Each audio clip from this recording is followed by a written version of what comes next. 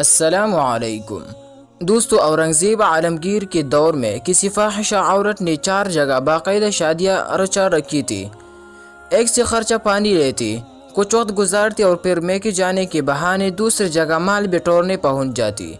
بات نکلتی نکلتی سرکاری دربار تک جا پہنچی۔ تصدیق کے لیے اس کی عدالت میں طلبی ہوئی۔ چونکہ اسلامی قانون نافذ تھا، اس لیے زیادہ امکان یہی تھا کہ جب بات پائی یا ثبوت کو پہنچیں گے تو اس عورت کے لیے جان بچانا مشکل ہو جائے گا۔ اس نے ایک سیانے وکیل سے مشورہ کیا۔ دوستو، اس نے کہا، اے خاتون، جان تو بچ سکتی ہے مگر فیس باری لگیں گی۔ عورت نے کہا، تم فیس کی پرواہ نہ کرو، جان ہے تو جہان ہے، زندہ رہی تو پھر بھی کما لوں گی۔ لہٰذا سارا زیور اور تمام جمع پونجی لا کر اس وکیل کو دے دی۔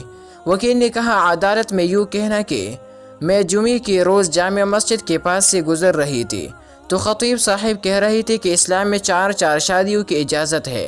چلتے چلتے میں بس اتنی بات ہی سن سکی تھی، تب میں نے اسلام کے اس حکم پر عمل کا ارادہ کر لیا اور پھر عمل کر ڈالا۔ مجھے نہیں معلوم تھا کہ حکم صرف مردوں کے لیے تھا، عورتوں کے لیے نہیں۔ عزیز دوستو، پتہ نہیں اس عدالت اس مقدمے کا فیصلہ کیا سنایا ہوگا، مگر چلتے چلتے آدھی بات سن کر ادھورے اسلام پر عمل کرنے کا رواج اب روز بروز بڑھتا جا رہا ہے۔ بڑے شہروں میں سحر اور افطاری کی تفصیلات پر مبنی بینر دیکھ کر یہی اندازہ ہوتا ہے کہ رمضان المبارک میں اصل چیز روزہ نہیں بلکہ سحر اور افطاری ہے۔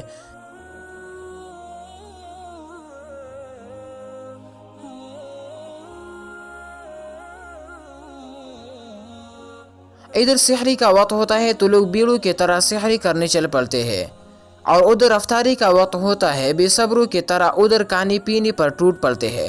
لیکن سحری و افطاری کے درمیان کیا کرنا چاہیے اور کیا نہیں کرنا چاہیے، یہ بات اب اپنی اہمیت کھو چکے ہے۔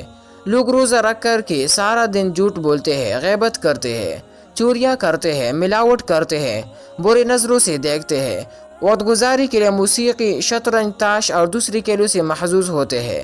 تو بتائیے دوستو، روزی کے اصل روح کہاں برقرار رہیں گے جب روزی کا مقصد ہی فوت ہو جائے؟